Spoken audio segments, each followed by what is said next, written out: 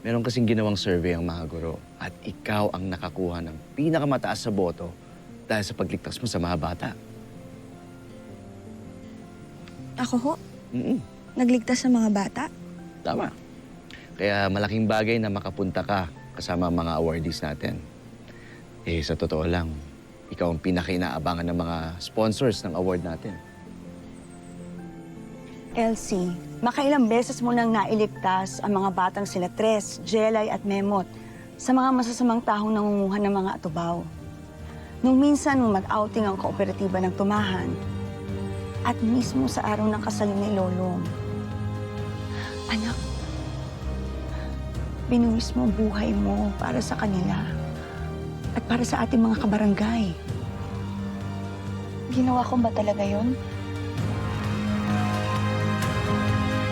Hindi ko nga ho kilala yung mga batang sinasabi niyong iniligtas ko eh.